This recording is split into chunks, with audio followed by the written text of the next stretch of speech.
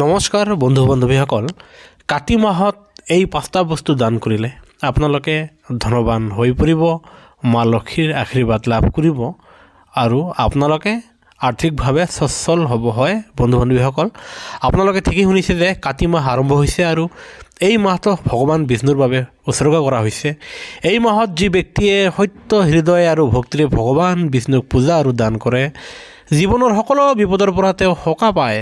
কেৱল এয়াই নহয়, এই মাহত তুলসী, ভগৱান শিৱ আৰু কাৰ্তিককো পূজা কৰাৰ পৰম্পৰা আছে। লগতে এই মাহত লক্ষ্মী দেৱীক পূজা কৰি চিৰন্তন ফল লাভ কৰিব পাৰি।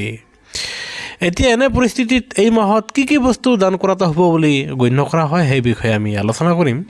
এই মাহটো লেম্প দান আৰু প্ৰকাশ পৰ্বৰ বাবে জনাজাত।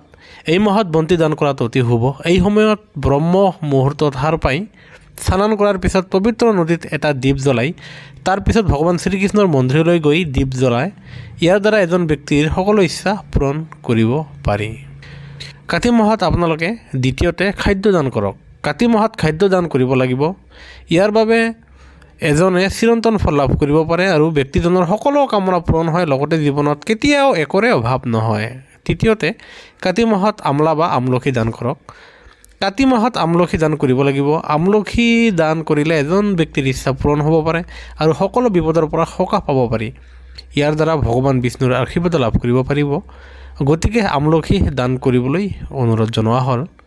আনহাতে কাতি মাহত আপোনালোকে 4 নম্বৰতে তিল দান কৰক। কাতি মাহত তিল দান কৰাটো অতি শুভ বুলি গণ্য কৰা হয়।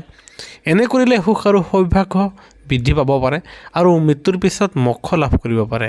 পঞ্চমতে কাতি মাহত ঊলৰ কাপোৰ দান কৰক। হয় বন্ধু বান্ধৱীসকল, কাতি মাহত ঊলৰ কাপোৰ দান কৰক। ইয়াৰ কাৰণে মানুহৰ জীৱনত কেতিয়াও দৰিদ্ৰতা নাহে আৰু ভগৱান বিষ্ণুৰ লগতে দেৱী লক্ষ্মীৰ আশীৰ্বাদ ৰৈ যায়। আনহাতে আপোনাৰ জীৱন ধনেৰে উপচি পৰে আৰু আপুনি সদায় আপোনাৰ লক্ষ্মীৰ আশীৰ্বাদ কৰিব। আনহাতে আপুনি নদন বদনভাৱে আপুনি ধনবান হ'ব পাৰিব আৰু সেয়েহে কাতি মাহত এই 5বিধ বস্তু দান কৰিব পাৰে।